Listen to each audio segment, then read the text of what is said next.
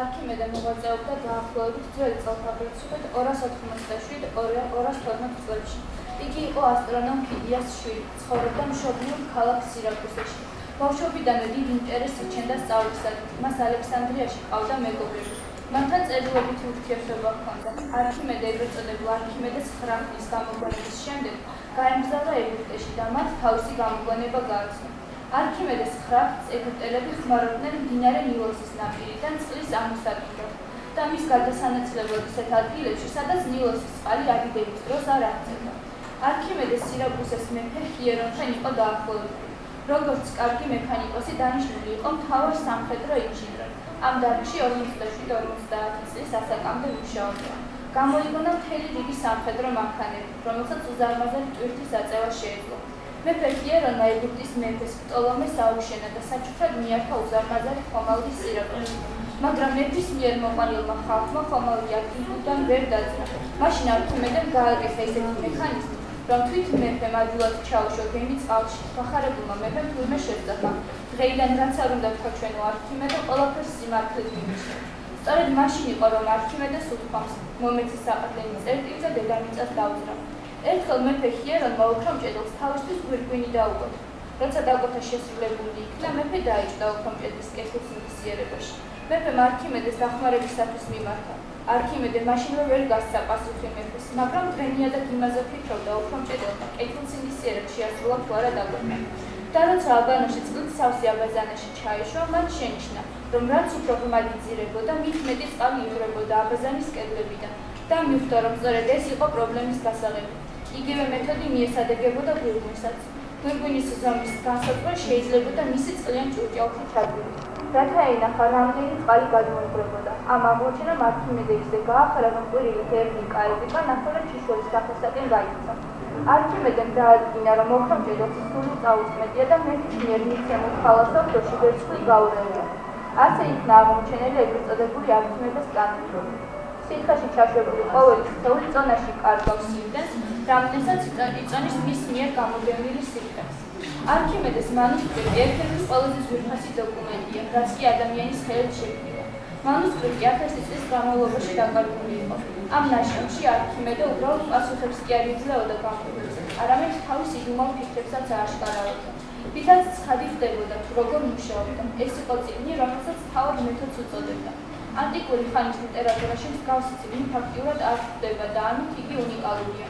როცა მეცნიერებმა მუშაობა დაიწყეს, რათა ამ მტკიცე დოკუმენტიდან ტექსტი აღედგინათ, აღმოაჩინეს. არქიმედე გაცილებით ახლოს იყო დღევანდელი ეპოქის მეცნიერებასთან, ვიდრე მანამდე ეკონა. გასაოცარია იმის წარმოდგენა, რომ მათემატიკის დარგი, რომელიც თანამედროვე განვითარების უმთავრესი შემადგენელი ნაწილია, 2000 წლის წინ ცხოვრები ადამიანის მიერ ყოფილა წამოწყებული. განსაცვიფრებელია იმის გააზრება, რომ თუ კი მეცნიერებს არქიმედეს მანუსკრიპტი უწყება ექნებოდათ, ჩვენ ახლა გაცილებით განვითარებული ვიქნებოდით. არქიმედემ თავად დაუტოვა 10 ძირითადი ნაშრომი. წიგნში სფეროსა და ცილინდრის შესახებ არქიმედემ დაამტკიცა დებულებები. სფეროს ზედაპირის ფართობი დიდი წრეწირის გაუთკეცებული ფართობის ტოლია. სფეროზე შემოხაზული ცილინდრის მოცულობა, რომელსაც ფუძედ აქვს სფეროს დიდი წრეწირი, ხოლო სიმაღლე მისი დიამეტრი სფეროს მოცულობის 3/4 ტოლია.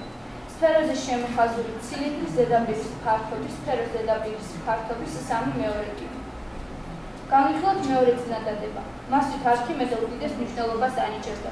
გადმოცემით ცნობილია, რომ არქიმედემ ითხოვა თავის საფლავის ძეგლზე ამოიტვირთვა ცილინდრში ჩახაზული სფერო. რაც შეუსრულეს და ციცერონმა სწორედ ამ გამოსახულებით იპოვა არქიმედეს საფლავი. სფეროზე შემოხაზული ცილინდრის მოცულობა, რომელსაც ფუძედ აქვს სფეროს დიდი წრეწირი, ხოლო სიმაღლე მისი დიამეტრი სფეროს მოცულობის 3/4 ტოლია. თუ სფეროს მოცულობას აღნიშნავთ ვ-სფეროთი, მაშინ ვ-სფერო უდრის 4/3 პიერ კუბს. ვ-ცილინდრი ტოლია პიერ კვადრატ ჰ-ის, მაგრამ ჰ-ში უდრის 2-ს, მაშინ ვ-ცილინდრი უდრის 2 პიერ კუბს. ვ-ცილინდრი შეფარდებული ვ-სფეროსთან უდრის 2 პიერ კუბი შეფარდებული 4/3 პიერ კუბთან, ანუ უდრის 3/2-ს. ანალოგიურად მტკიცდება, რომ ცილინდრის ზედაპირის ფართობი სფეროს ზედაპირის ფართობის 3/2-ია. დაშტრიხულ ფიგურას არქიმედემ არბელონი უწოდა და დაამტკიცა, რომ მისი ფართობი იმ წრის ფართობის ტოლია, რომლის დიამეტრი ბდ მონაკვეთია. ეს კი წარმოადგენს AC-ს პერპენდიკულარს, აღმართულ D წერტილიდან. პლუტარქე გადმოცემს. ძველი წელთაღრიცხვის 215 წელს რომაელთა სარდალი მარცელიუსი დიდძალი ჯარი სირაკუს მიადგა. სირაკუსელები უაზროდ თვლიდნენ წინააღმდეგობა გაეწიათ ასეთი დიდი სამხედრო ძალისათვის, მაგრამ არქიმედემ მოქმედებაში მოიყვანა თავისი გამოგონებული მანქანები. მანქანებიდან საოცარი სისწრაფითა და ხმაურით კონსტრუირებული ვეებერთა ლაპტოპებმა დიდი არეულობა შეიტანა რომაელთა რიგებში. ხომალდები ქალაქის კედლებს ენარცხებოდა. მარცელიუსი იძულებული გახდა შეტევა შეეწყვიტა. 3 დღის შემდეგ რომაელებმა მაინც შეძლეს სირაკუსის აღება. რომაელთა ჯარებმა ქალაქის დაცვა დაიწყეს. არქიმედე კი იმ დროს გატაცებული იყო რომელიღაც თეორემის ვარხებით. გადმოცემით იგი ქუჩაში იჯდა და იმდენად ჩაფიქრებული დასცქეროდა ქუჩაზე დახაზულ გეომეტრიულ ნაკვთებს, რომ არც კი გაუგია ქალაქის აღება. არქიმედემ, როდესაც დაინახა მისკენ მომავალი რომაელი ჯარისკაცი შეხვდა, არც გავედო ჩემი სწრეების ვახჭება. ჯარისკაცმა მოკლა არქიმედე, ის მაშინ 75 წლის იყო.